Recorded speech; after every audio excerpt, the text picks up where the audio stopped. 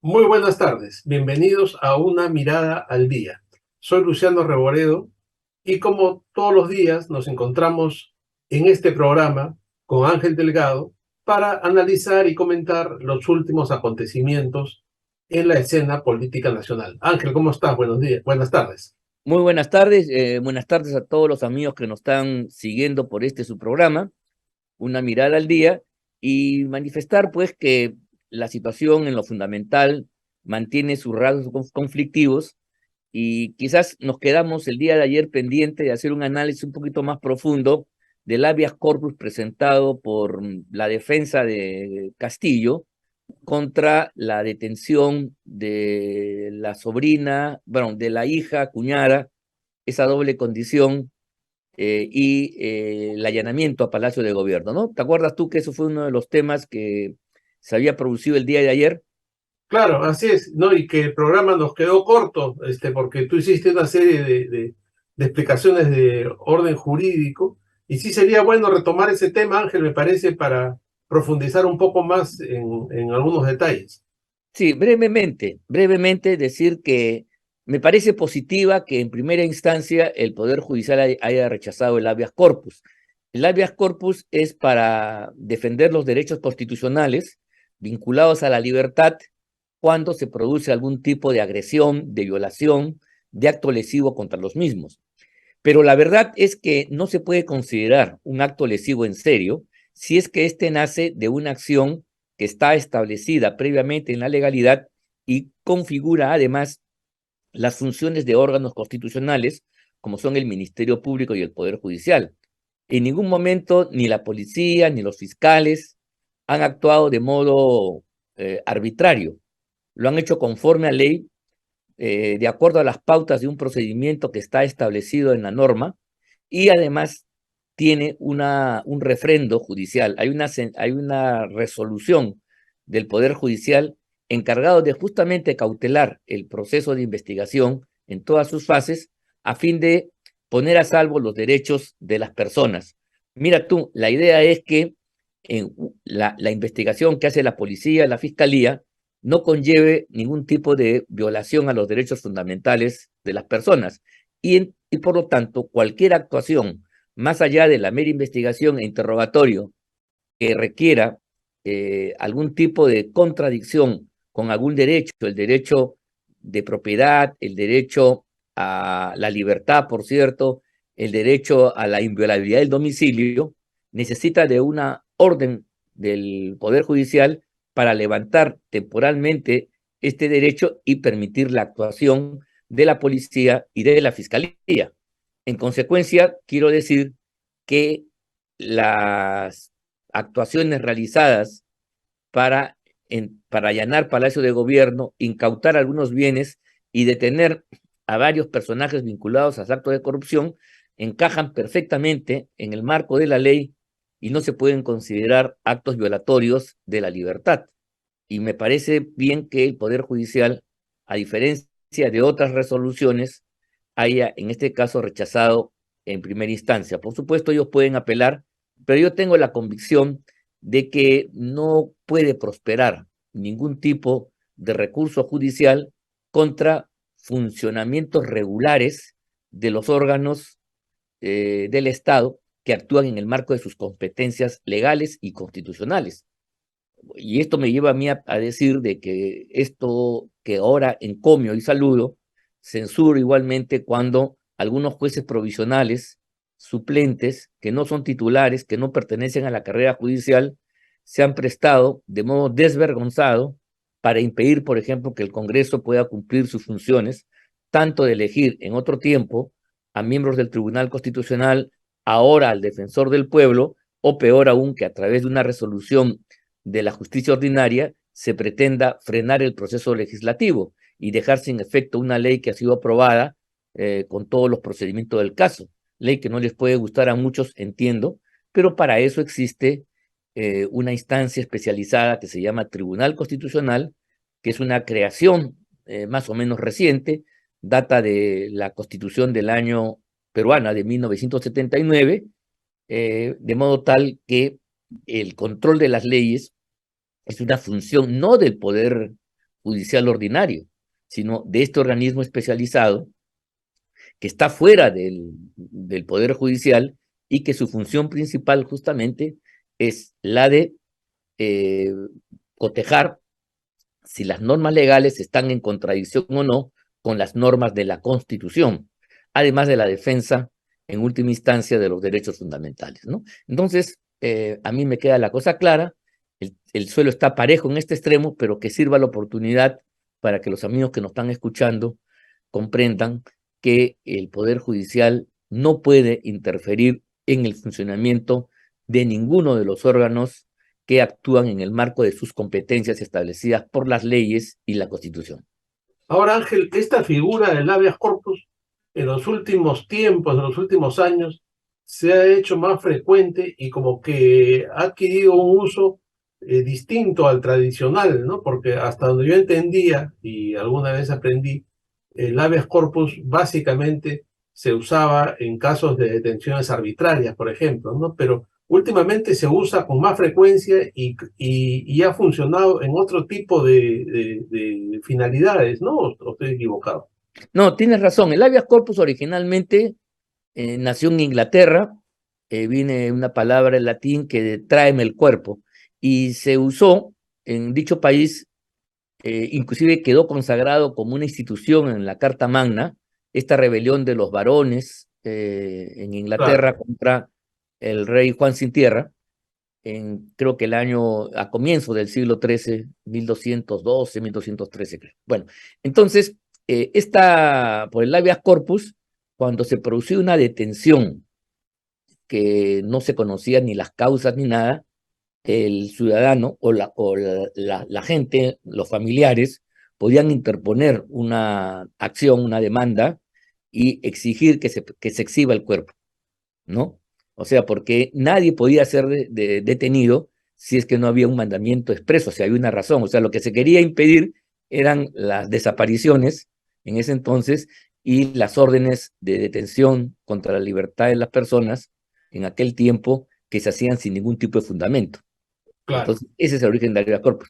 Con el tiempo, la institución se ha generalizado, se ha universalizado, es uno de los grandes mecanismos del proceso constitucional y tiene que ver ya no solamente con la detención, sino con todos los derechos que constituyen el plexo de los llamados derechos de la libertad. Por ejemplo, la libertad de tránsito, el poder transitar libremente por el territorio nacional, la inviolabilidad del domicilio, ¿no? Las comunicaciones, en fin, todos estos derechos conexos a la libertad son protegidos por el habeas corpus, mientras el amparo, digamos, tiene como objeto la protección de otros derechos fundamentales que no son relacionados con la libertad. Esa es la diferencia entre el amparo y el habeas corpus. El habeas corpus tiene un carácter más instantáneo, es menos formalista, porque lo que está de por medio es la libertad de la persona, que se considera en el Estado democrático como uno de los bienes supremos a defender. Y por eso mismo su resolución siempre es inmediata, es rápida, ¿no? Sí, No puede eh, someterse claro. A a diferencia del un... amparo que tiene un grado de mayor juridicidad y un procedimiento un poquito más complejo, aunque también es sumario, ¿eh? Sí, es verdad. El habeas corpus, pues repito, por la materia, requiere de una instantaneidad, de una inmediatez por parte Así del es. juzgador a la hora de resolver. Yo creo, Ángel, que quienes siguen el programa van a agradecer esta explicación que has hecho porque, mira, es muy importante esto, ¿no? Porque la gente escucha siempre en las noticias conceptos, ¿no? Como peculado, apropiación ilícita, colusión, ¿no? Habeas corpus, y son cosas que quedan en el aire, ¿no? Entonces yo creo que hacemos muy bien cuando se hace este tipo de explicaciones porque significa que estás haciendo docencia, ¿no? Porque ahora en adelante quienes han podido escuchar tu explicación, cuando escuchen, han hecho un habeas corpus, sabrán de qué se trata, ¿no? Es muy importante eso porque obviamente cualquier abogado lo sabe, pero no todo el mundo conoce esta No, jerga no, de claro, claro que sí. iniciados en el derecho, ¿no? Entonces es muy importante y por eso te pedí esa aclaración, ¿no? Para que todo el mundo lo tenga en su conocimiento y sepa de qué se trata, ¿no? es curioso, traigan el cuerpo, es la Sí, traducción es directa de habeas, habeas habeas corpus, corpus, sí. porque se trataba Ese de es el ver al origen. detenido, ¿no? Y que esté íntegro, y que esté vivo, y que Claro, no haya... exhíbeme el cuerpo, claro, muéstrame el Claro, cuerpo, tráeme el cuerpo, traigan el claro. cuerpo, es una figura muy bonita esa del habeas Sí, corpus. sí, sí, claro, Sí. claro que sí. Bueno, tenemos otro tema que también lo tratamos ayer, pero que, aunque un poco en el terreno de las especulaciones, sigue dando vueltas el asunto de la renuncia intempestiva del ministro de Defensa Gavidia, ¿no? ¿Qué ha pasado?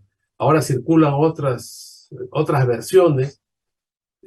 Ángel, se habla de comaca, ¿no? De comandantes mayores y Capitanes. capitanes, que sería un cuerpo de las Fuerzas Armadas que está en una actitud un poco, no cabe la palabra rebelde, pero están un poco indignados, como que no aceptan el tipo de manifestaciones y expresiones del gobierno y han querido dar un punto de vista en los hechos, ¿no? Y según ha trascendido en algunos medios, ¿no? Lo que están haciendo en el Brain es darle un estate quieto, una lección al gobierno, golpeando muy duramente la subversión, porque se supone que el dinero del Brain es el que financiaría estos actos de rebelión, de conflicto que están promoviendo con ronderos y con grupos en las calles de Lima a través de las algaradas que supuestamente quiere armar el primer ministro y Pedro Castillo. No, bueno, han trascendido estas ideas. Por otro lado, se dice que la situación de Gaviria se había complicado mucho porque los altos mandos militares ni le contestaban el teléfono, o lo tenían un poco con la ley del hielo y aislado, y Castillo ya estaba preocupado con esta incomunicación. No sé, ¿qué piensas de esta posibilidad, ¿no? Estas son versiones que están circulando muy fuertes y que hablarían de una posición muy enérgica y muy dura en un sector de las Fuerzas Armadas que le están plantando al gobierno una posición dura para que sepan que no va a ser tan fácil que sectores del Movadef, por ejemplo, vinculados al gobierno, se vayan a empoderar o vayan a tomar posiciones más duras dentro del gobierno. Sí, sin duda. Esta renuncia ha abierto un campo especulativo muy amplio. Y es justo que lo sea porque se produce en el momento en el cual un ministro que además demuestra tener ganas, porque ha asumido con mucho entusiasmo el ministerio, y lo vemos en sus declaraciones. Es un personaje, repito, lo dije ayer, que aunque tiene limitaciones de comunicación, sin embargo, no tiene empacho y tiene la audacia de salir a declarar en temas que inclusive no son de su sector. Entonces es un ministro pues que quiere incluso competir con, digamos, yo creo que la estrella de este elenco sin duda es el ministro Salas, ¿no? El que mejor hace la apología gubernamental es Salas. Entonces, pero ahí está Gavidia dentro de lo suyo, haciendo también un esfuerzo en ese sentido. Y mira tú, cuando se conoció la noticia del deceso de dos oficiales, de dos miembros del ejército en el BRAE, en un enfrentamiento con los terroristas, el señor salió a la primera plana, primero a defender las acciones militares, a condenar el hecho terrorista, inclusive dijo algo que a mí me llamó la atención, manifestó que esta era la mejor demostración, pues que el gobierno de Castillo no tiene nada que hacer con esas acusaciones de terrorismo que se les han hecho en un momento determinado. Y resulta que, coincidiendo con estas denuncias paralelas de que tiene familiares trabajando en el Estado, el señor sorpresivamente renuncia, porque repito, no estaba en la dinámica de las cosas una renuncia de este tipo. Esto puede dar lugar a varias especulaciones. Yo creo que la que tú has explicado el día de hoy, de que no le hacen caso, de que hay oficiales que están actuando, oficiales intermedios, ¿no? Sí, Comandantes, mayores, capitanes, actuando por su cuenta, y que eso le preocupa al gobierno y que Gaviria no puede poner orden, puede ser, repito, porque no tenemos ahorita una información certera ni nada que pueda decirnos esto es así o asá. Ahora, yo soy más bien partidario de que el ministro, al hacer sus declaraciones y por su trayectoria, no es quizás el hombre que para la gente que efectivamente ve en el BRAE una posibilidad de apoyo a la defensa del presidente de la República, y si esto se enlaza con las ideas, con las noticias y denuncias durante la campaña electoral que el BRAE financiaba la campaña de Castillo en parte y que además muchos militantes vinculados a Castillo, al Movadef, incluso a Perú Libre, visitaban a los Quispe Palomino en varias oportunidades. Ha habido hasta gráficos, fotografías al respecto, y a pesar de eso Castillo ganó. Bueno, si eso es cierto, entonces podría también darse la hipótesis, que yo es la que creo, de que Gavidia, digamos, no es el hombre, a pesar de su voluntad y su paisanaje con Castillo y las ganas de ser áulico, no es el hombre, pues, que va a establecer un equilibrio de modo tal que este remanente terrorista vinculado al narcotráfico pueda ser desactivado, porque en un momento determinado, dentro de una lógica perversa, donde todo vale, este contingente podría ser utilizado para defender a Castillo de los golpistas. Mira, si se plantean las cosas como dice Aníbal Torres, de que hay un afán golpista antidemocrático, y él hace un llamado a los pueblos, a los dirigentes sociales, para que se levanten, vengan a Lima, en ese contexto es perfectamente entendible que también se puede hacer un llamado a quienes tienen armas y han hecho de su hábitat una zona liberada relativamente, Sí, conviviendo claro. ahí entre escaramuzas y batallas con las fuerzas del orden. Ahí están presentes todavía, básicamente alimentados por el narcotráfico, sin duda. Bueno, entonces, quizá Gavidia era un hombre que, por su formación militar, ¿no? En la escuela de la Marina, en fin, el ejemplo de Grau, podía ser pues ayayero, podía ser una persona que sintiera simpatías por Castillo, pero que no iba a dar el paso siguiente de que, por ejemplo, dieron sí los oficiales en Venezuela de trastocar el uniforme de la patria por las galas y las indumentarias del chavismo. O sea, las Fuerzas Armadas en Venezuela, después del golpe de Estado del año 2002, ¿no? Se produjo un trastocamiento total y esas Fuerzas Armadas se chavistizaron. Y hoy día el alto mando de las Fuerzas Armadas ya no es una Fuerza Armada independiente, constitucional, sino es un cuerpo pretoriano del gobierno y del presidente de turno, ayer de Chávez, hoy de Maduro. Eso es lo que explica el por qué, a pesar del desastre económico y la situación internacional desfavorable, el gobierno de Maduro se mantiene, porque hay una institución que tiene el monopolio de las armas que le permite pues sostenerse. Ese proceso yo creo que el amigo Gavidia, repito, con todo lo fantoche, con toda en fin, con todo el relajamiento moral que podría acusar, no tiene, y por lo tanto hay que ver a quién van a nombrar ministro de Defensa en las próximas horas o días para sacar una conclusión política al respecto. Creo Y que eso es muy también importante. habrá que ver, Ángel, para poder confirmar alguna de estas cosas, qué sucede en los próximos días en el Brain, ¿no? Porque, claro, hay que ir atando cabos, ¿no? Tú recordarás las acusaciones que había de que Bermejo había estado en el Brain durante la Claro, campaña, y también trascendió que el propio Castillo había estado en la campaña acompañado de su hermana y algunos otros más en, en la zona del Brain. Se decía que había un video que lo tenía Cerrón, había toda una serie de especulaciones sobre este tema que nunca se llegaron a confirmar, pero sí lo que se sabe es que la gente del FENATE y el propio Castillo tenían vínculos con Movadef, y la gente de Movadef está con los Quispe Palomino ahí en el Brain. Entonces sí podría ser verosímil que este segmento de mandos medios de las Fuerzas Armadas hayan querido dar un mensaje enérgico, y que vamos a ver qué pasa, ¿no? Si se cambian en los próximos días las condiciones en el Brain, si el nuevo ministro de repente pone un ministro civil, ¿no? Que dé una tónica distinta a esto.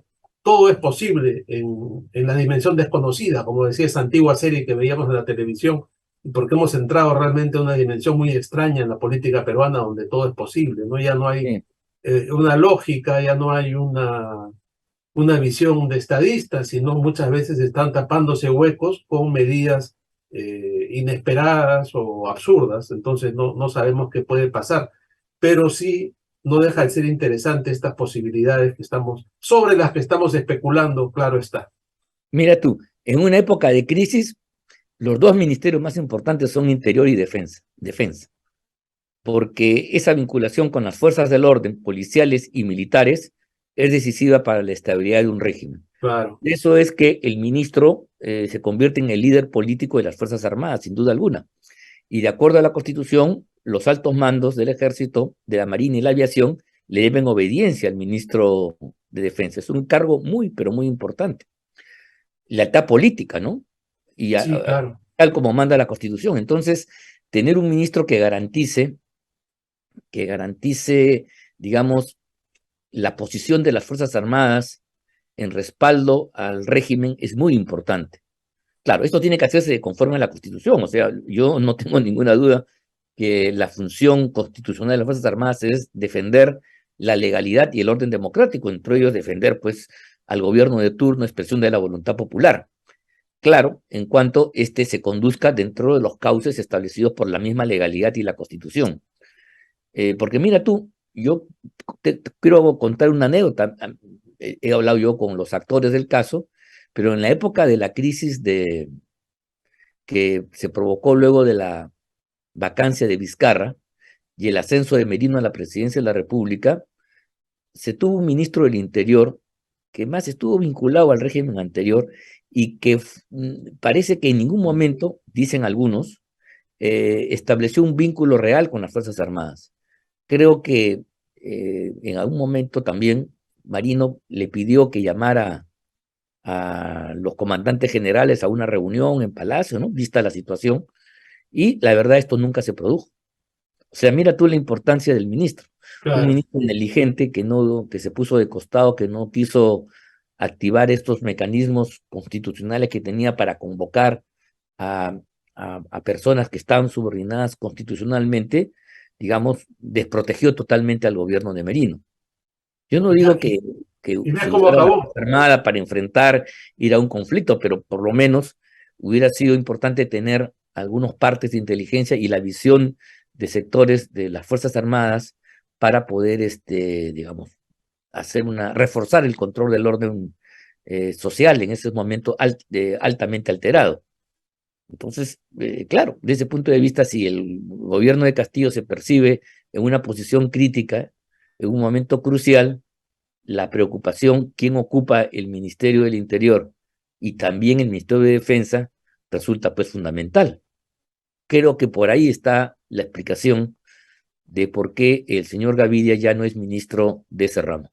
Sí, sí, sin duda. Lo que menciona sobre la importancia de esos ministerios en momentos como este, lo debe tener también claro Castillo y quienes lo están asesorando, ¿no? Ángel, un último tema que quería plantearte, y ya se nos acaba el programa, es la situación del Congreso, ¿no? Bueno, hoy día va a presentarse el primer ministro para dar razones sobre su comportamiento un poco explosivo y las declaraciones que ha hecho, que han generado sin duda una crisis y una gran preocupación, ¿no? Cuando hace estos llamados a venir a Lima en masa y poner de rodillas a esos golpistas y todas las tonterías que ha estado diciendo, permíteme calificarlo de esa forma.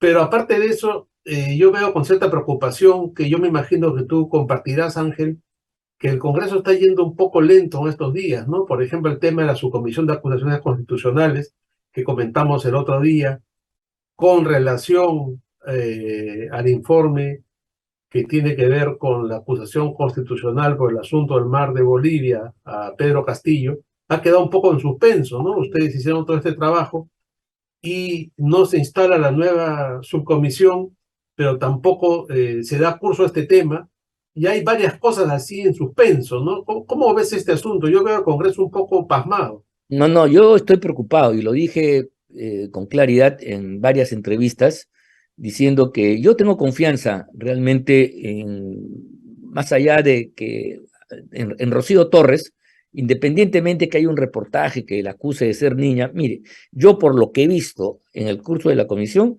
ella tenía un comportamiento, si bien no entusiasta, porque tampoco quizá no le corresponde eso a quien preside esta instancia, pero sí, digamos, ha cumplido de modo tal que una denuncia que pudo haber muerto al nacer, que pudo haber sido desnaturalizada al medio, está llegando a su fin en la etapa de investigación.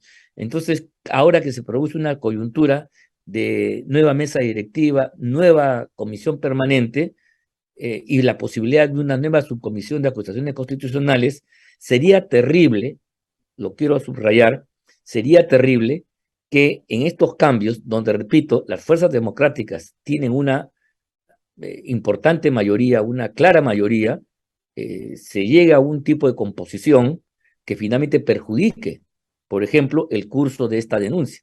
El congresista Soto, el congresista delegado elegido por ellos, finalmente, más allá de todas las vacilaciones, hizo un informe que recoge y considera que sí es posible, sí es factible la acusación constitucional.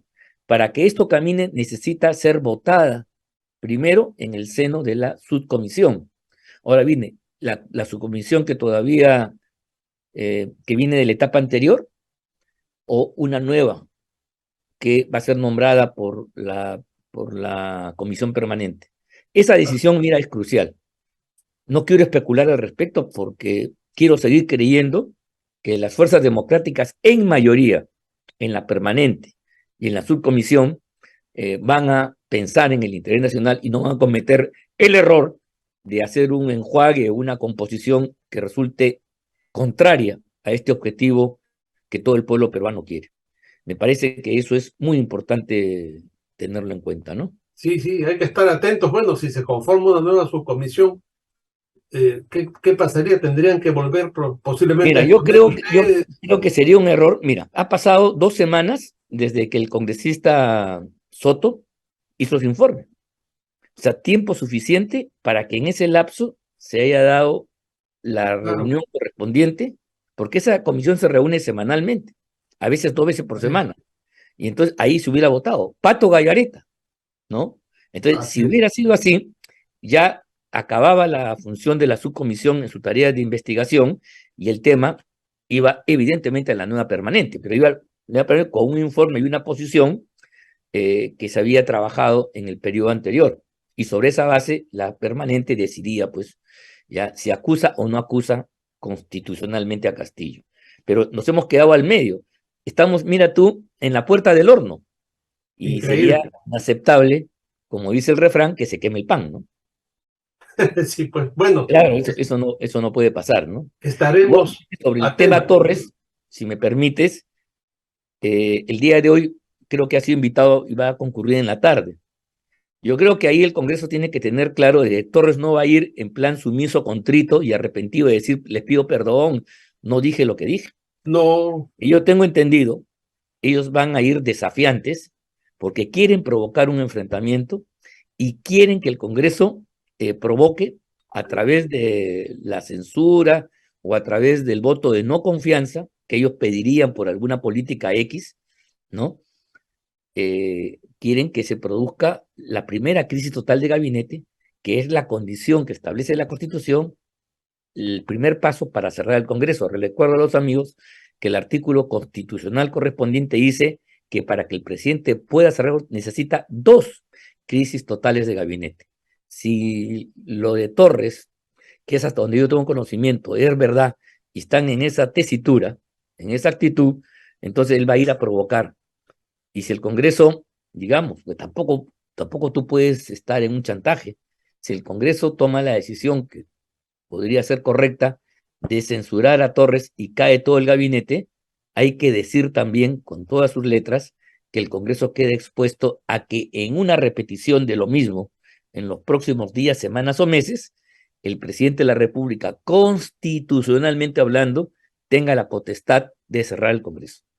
Eso hay que decirlo para que los amigos que nos escuchan sepan las consecuencias de uno y otro. ¿Y por qué no se hace? ¿Y por qué tal cosa? Bueno, porque si se hace, cosa que yo creo que podría perfectamente llevarse a cabo y realizarse, el Congreso quedaría expuesto. Y la verdad, para la lucha democrática, perder el Congreso de la República y dejar que Castillo y su gabinete gobiernen en el llamado interregno hasta la convocatoria de nuevas elecciones para un nuevo Congreso, y gobiernen con decretos de urgencia, creo que es una pesadilla, ¿no?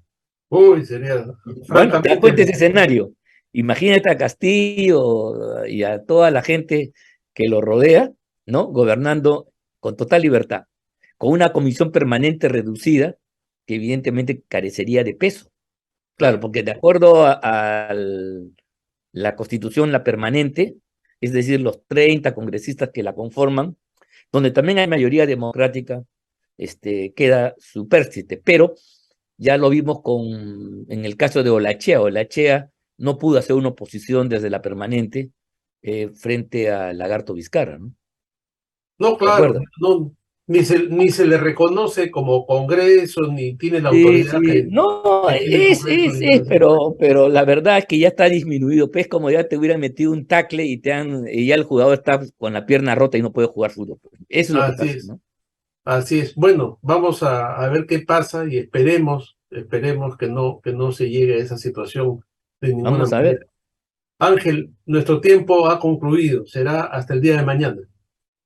Bueno, muy buenas tardes y muchas gracias a todos los amigos. Ok, buenas tardes.